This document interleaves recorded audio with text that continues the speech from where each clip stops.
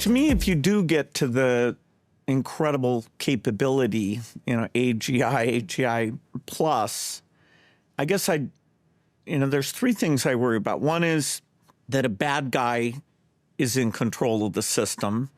And so if we have good guys who have equally powerful systems, that hopefully minimizes that problem. There's the chance of the system taking control.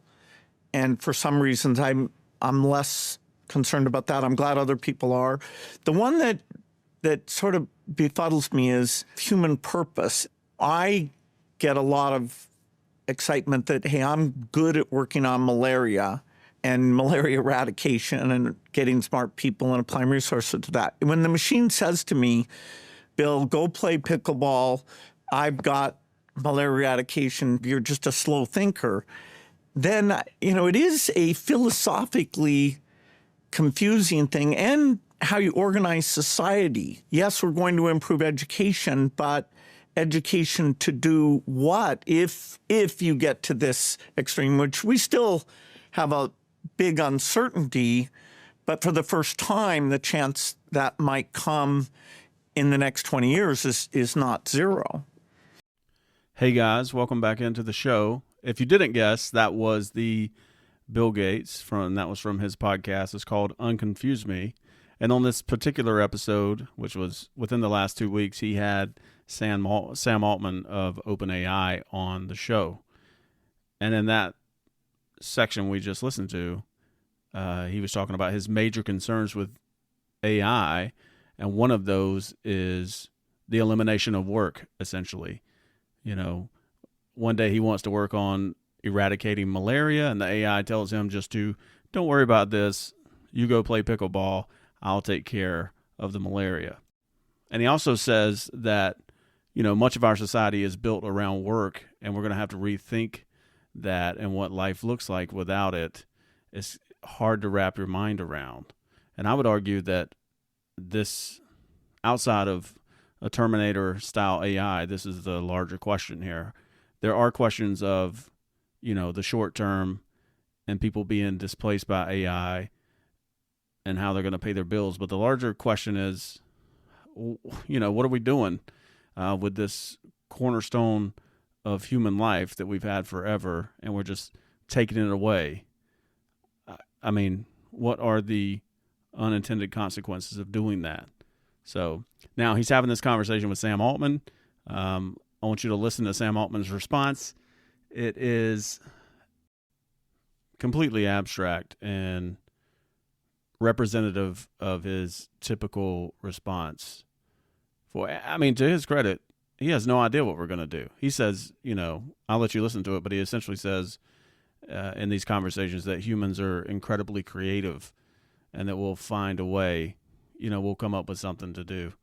And that may be good for a future state, but in the here and now, when people are losing their livelihoods, that's not very comforting. But let's see what he has to say. There's a lot of psychologically difficult parts of working on the technology, but this is for me, the most difficult. Because I also you have real value added from that. And it's like, in some real sense, this might be like the last hard thing I ever do. Well, our minds are so organized around scarcity of teachers and doctors and good ideas, that partly I do wonder if a generation that grows up without that scarcity will find the philosophical notion of how to organize society and what to do. Maybe they'll come up with a solution. And I'm afraid my mind is so shaped around scarcity, I even have a hard time thinking of it. That's what I tell myself too, and it's what I truly believe, that although we are giving something up here in some sense, we are going to have things that are smarter than us. If we can get into this world of post-scarcity, we will find new things to do. They'll feel very different. Maybe instead of solving malaria, you're deciding which galaxy you'd like and what you're going to do with it. I'm confident we're never going to run out of problems. I can certainly agree that the world is going to look totally different without work. Now, Bill Gates said earlier that, he expects it's a non-zero chance that in the next 20 years that could happen, that work will be largely eliminated. And then Sam Altman's response was, you could focus on a galaxy that you like and what you want to do with it. Well, that's a heady thing to say. I mean, and just so I think both Bill Gates and Sam Altman are so far removed from reality and everyday thinking. They are billionaires, so I think that's a safe assumption to make. And for the average Joe, exploring a galaxy, I mean, that maybe in some world in the future, that's something that folks do. But just taking away work, a lot of folks aren't doing very meaningful work, but it does provide them structure and purpose. And if you take that away, what does that do for the world? I don't know. But it doesn't sound to me like they're very focused on the implications of, ridding the world of work. And we're never going to run out of different ways to find fulfillment and do things for each other and sort of understand how we play our human games for other humans in this way that's going to remain really important. It's going to be different for sure, but I think the only way out is through. We just have to go do this thing. It's going to happen. This is like now an unstoppable technological course. The value is too great. And I'm pretty confident, very confident we'll make it work, but it does feel like it's going to all be so different. The only way out is through, says the capitalist in charge of the world's leading AI technology and company.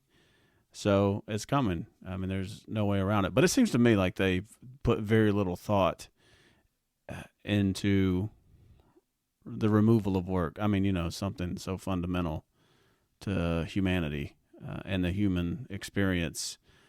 It seems like they put very little thought into that, And we, again, I feel that in some future state, we'll find some happy medium.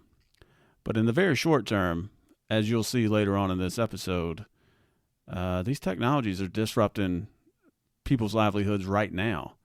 And, the promise of exploring a galaxy in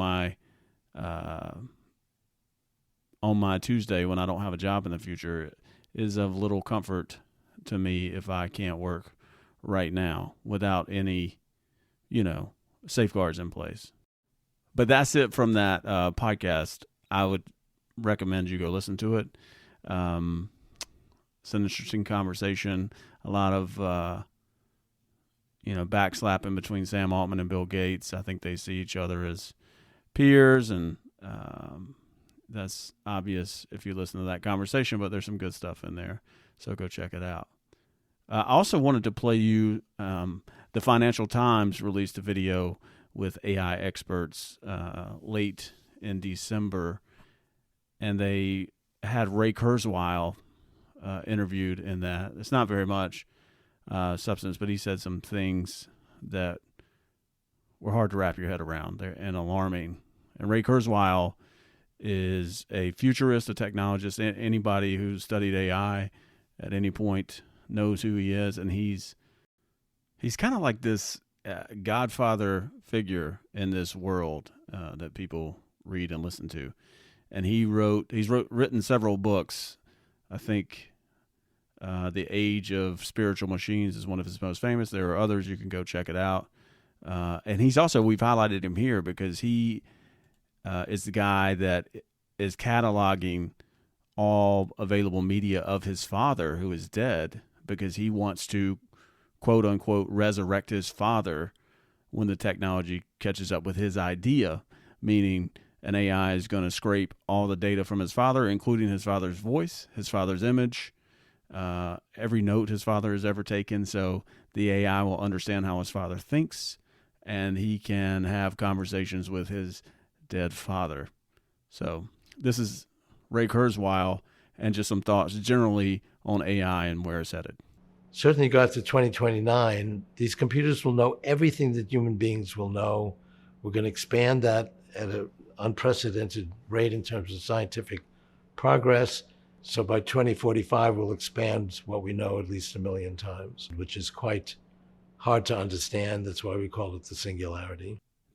Did I hear that right? He said by 2045, which is 21 years from now. What was 21 years ago? 2003. That doesn't seem like it was that long ago. But by 2045, we'll expand what we know by 1 million times.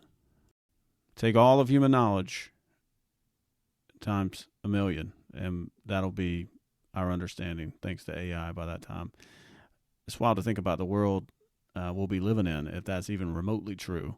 It's not sort of an alien invasion of intelligent machines from Mars that's come to compete with us. I mean, we've created them, but it's not like we don't have regulation. I mean, take medicine. It's filled with regulation. You can't just put something out and expect people to use it. It's got to go through all kinds of tests and so on. So I can't just take a computer and create something and then expect people to use it. It has to go through regulation. We're constantly having to protect ourselves. It's true in medicine. It's true in every different area. It's not us versus the computers. It's us with the computers. We've already replaced all human employment several times. A couple hundred years ago, we had the Luddite movement. If you were spinning cotton, you lost your job because a machine could do it. And ultimately, the machines came along that could do everything that people could do. And all those jobs went away, but then we created new jobs with the machines. We're going to continue to do that. It's going to be disruptive. You're going to be able to do things that human beings have never done before at a very high speed.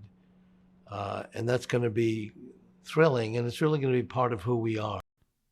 So, if you couldn't tell, Ray Kurzweil is extremely bullish on AI and the technology headed our way. And he regurgitated that common trope of, technologies replace people and work several times over. Who are we to think this is going to be any different? But we know that there are counterpoints to that view by some other folks in that world, that this will be a different technology and won't repeat those past cycles. So, but we'll see. That video, and there's some other folks highlighted in that video, and I'll link to it in the show notes. But it does have some interview with some other folks I was unfamiliar with who had some pedigree. So check it out.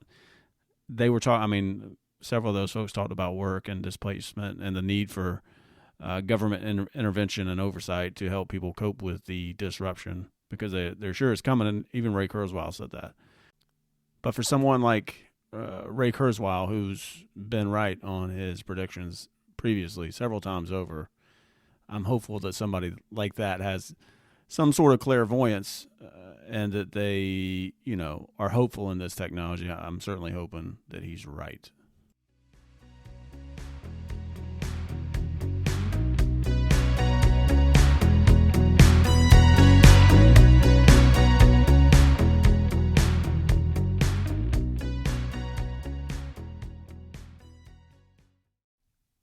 So it's been about a month since we've been together, and there's been a slew of headlines that are probably relevant to this podcast, but I'm not going to highlight as many.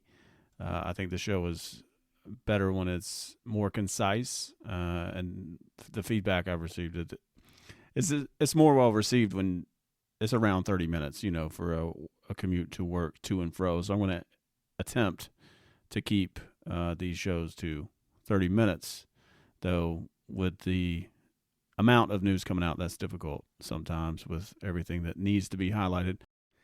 In any case, let's get into our headlines. So first up, from futurism.com, quote, Elon Musk says Earth will soon host 1 billion humanoid robots, end quote. So this article is pretty liberal in making fun of Elon Musk for this prediction. And they're doing that because Elon has failed several times to predict with any accuracy self-driving cars and how soon that would take off. He's famously missed that mark several times, but the odds are with him. He's going to be right eventually on self-driving technology, and the same is true here. So we haven't really talked much about, well, before I even say that, I think, think about the feasibility of that. A humanoid robot and what it could represent for a company owner with manufacturing facilities, or for personal use. If you needed a companion, you could have a companion purely in software form, but you could also have a physical presence as well, should you choose to do that. And I think many people will do that. As our society becomes lonelier and more siloed, people are going to opt for that technology. But in any case, on this show, we haven't focused a great deal on blue-collar work.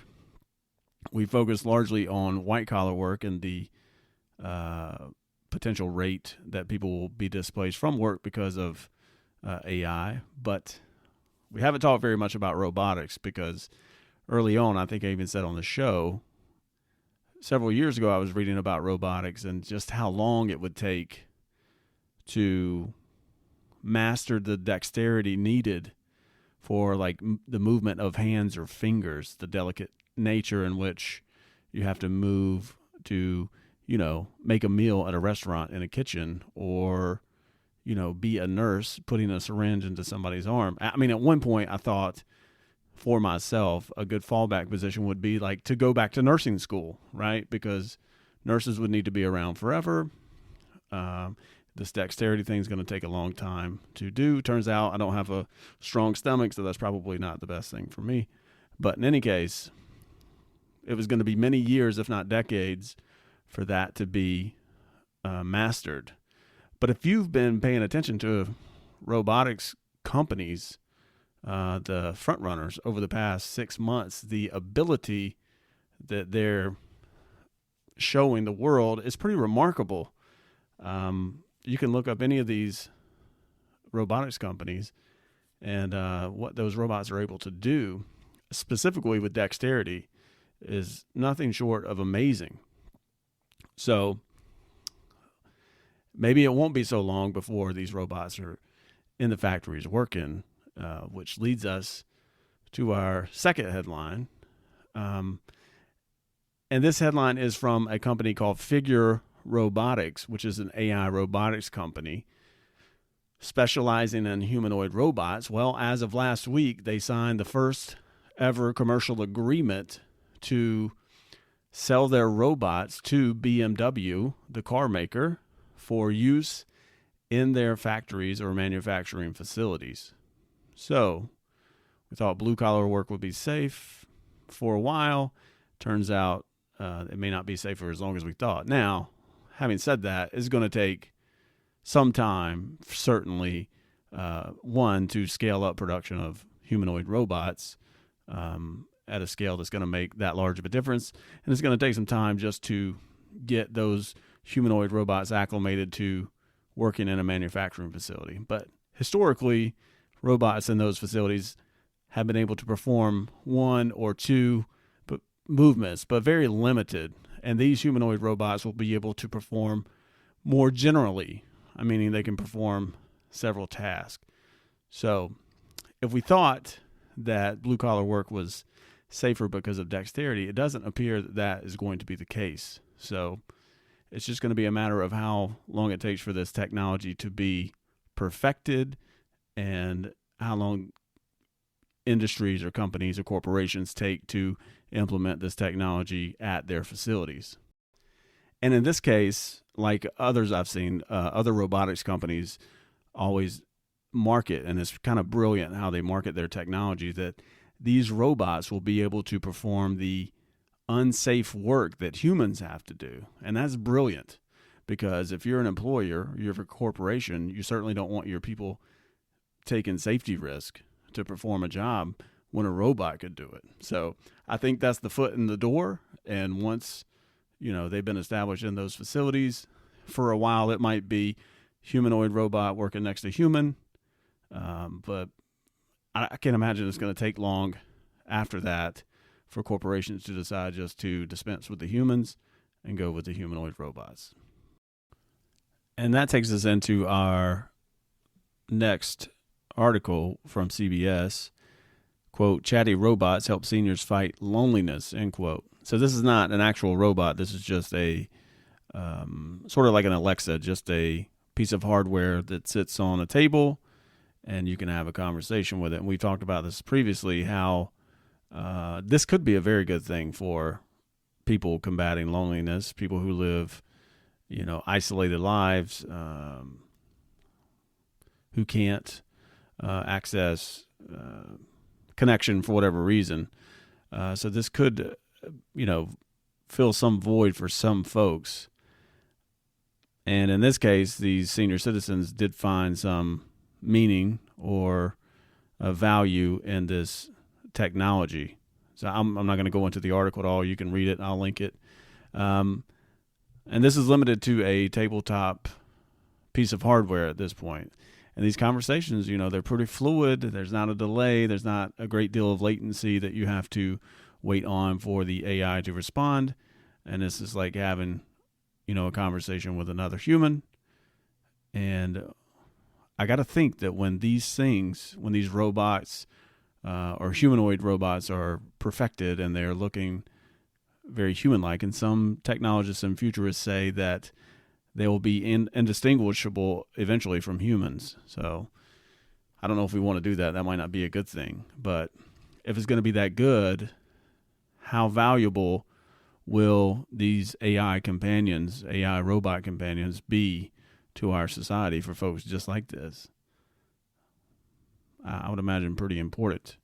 But we'll have to be careful not to go too far away from that and, eliminate our human interactions altogether, because, these AIs are modifiable to some degree, and they will be able to be an echo chamber for you if you choose it to be so. You probably don't want an AI robot that disagrees with you at every turn. Some people may, but I can't imagine that's going to be the norm. But there's a ton of ethical questions that will have to be answered, or need to be answered, I should say. Maybe they will never be answered based on what we've seen in the past. But it seems to me like there's some certain ethical dilemmas that come with giving somebody access to an AI for relationships. But we'll.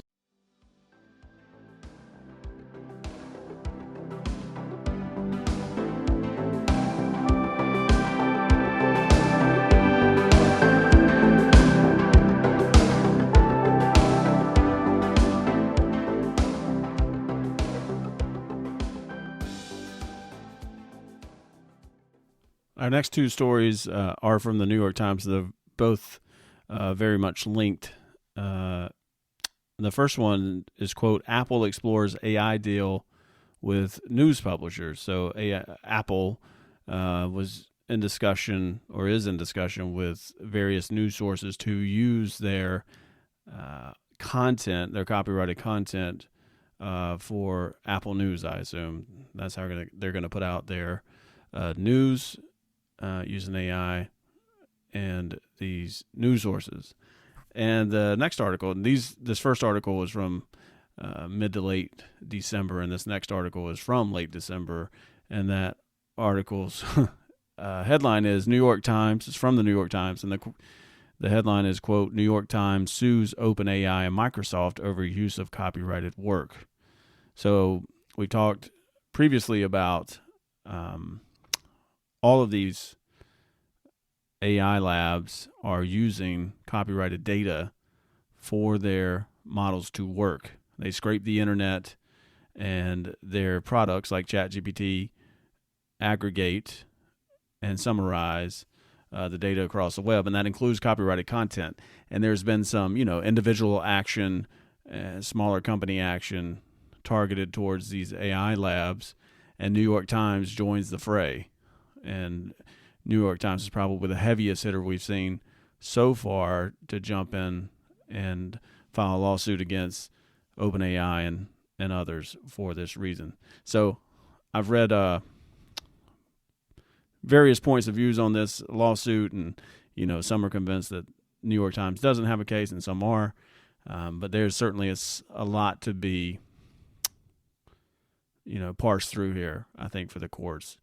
And what happens in the meantime, I don't know if OpenAI can scrub their large language models from New York Times related content in the interim. I don't know if that's possible, but it's interesting that New York Times was talking to Apple a few days before about using their content or licensing their content, and then a few days later, New York Times is suing OpenAI.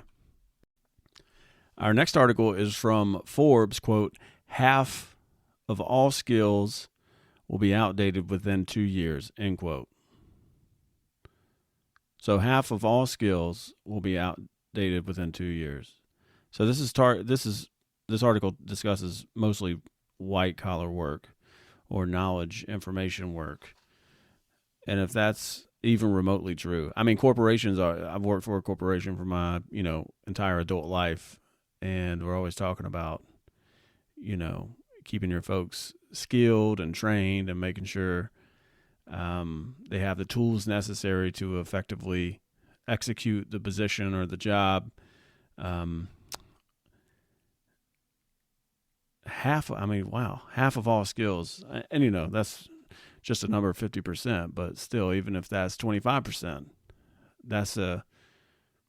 I think that's assuming that AI has taken over a portion of positions, at least complementing workers to some degree, and that, workers are going to need to fill their time or not with other skills. They're going to have to be retrained for something else. I guess that's wishful thinking.